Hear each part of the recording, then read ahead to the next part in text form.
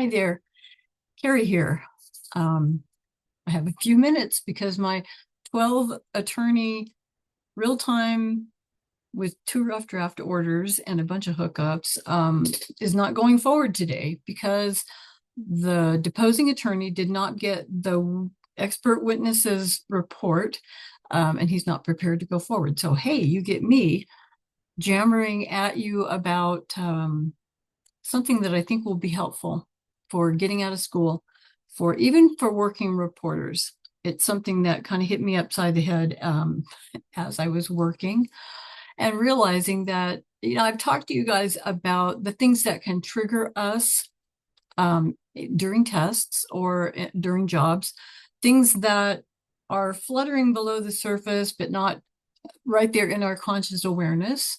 Some of you have heard me tell the story about the client who had a phobia, kind of a reactionary sequence about red and red trucks.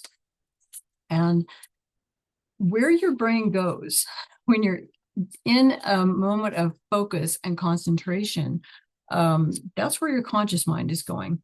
But your subconscious is always looking for threats and possible dangers. And we're exposed to stuff all the time. I mean, we are more often than not exposed to vicarious trauma. It's somebody else's trauma, but we're hearing it and it's literally going in our ears through our neurology and out our mode of reporting. And we can't help it. We are the vessel that transmutes what we're hearing into what comes out on print. So the thing I realized about me, and I do share this with a lot of students that I work with, is to get to a place where you allow yourself the luxury of sitting back and observing what's happening, observing yourself writing separate and apart from it. We learn our theory with our conscious mind. It's the part of us that analyzes and problem solves and figures out how to do things. And once it decides that the way you're writing something works for it, then you practice it and it gets downloaded. It goes from your conscious mind, which it'll always be there, but now it's getting shared and loaded down into your subconscious, which is where your dictionary is. Every stroke you've ever written or spoken, every single dictionary entry is in your subconscious. Every way you've ever written anything is already downloaded by a process of repetition. Your subconscious and your conscious mind, all of it, your mind, you learn by repetition. But the cool part about court reporting is it goes from consciously being aware, having to analyze it and think about it, it goes down into a place of automation. The stuff in your subconscious is automatic. It's a program. It's the reason you don't have to think about all the individual steps that are required when you approach your car and start to take off for a drive. It just all happens automatically because you've practiced it so many times that it just happens and you don't think about it. Making a pot of coffee goes without a hitch unless somebody moves something. Somebody changes one of the parts, or you open the cupboard and we're out of coffee. Oh my God, now I have to go through the steps of finding a replacement coffee, or is there extra coffee? Is there coffee in storage?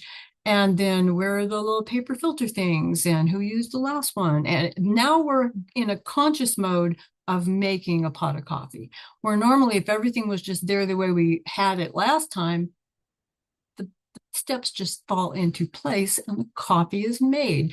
It's no different when people talk about writing in the zone. In the zone is everything's where it's supposed to be, and I trust it, and I believe it, and I let it happen.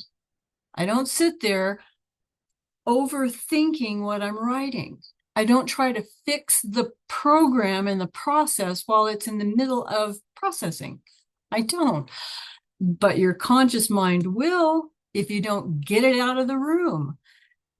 It will sit there while you're writing in a test, in a practice, or in a job and say, there's a brief for that. You are so stupid. Look at you. You're writing that thing out. You know why we do that sometimes? That is actually part of efficient writing. There's a part of your subconscious. Okay, first of all, the conscious mind that's thinking it's got a better solution can process 126 bits of information per second, but your subconscious, where you're writing from, can process 2 million bits of information per second. There's no comparison. So when the part of you is writing something out, there's a reason for that. It's not that you're stupid or you're lazy or you've forgotten the brief. The part of you that writes fastest hears faster than you can consciously hear. It's listening to what it's hearing in the moment, knowing where it just came from, the words that just preceded that, and it actually can hear what is coming next faster than you can consciously realize it. It knows the fastest way to write everything, even if that means defaulting to a way to write it out. And for those of us who are relatively stroke intensive, for those of us who learned phonetically, the way you laid down a track to write words was breaking it up into pieces phonetically early on.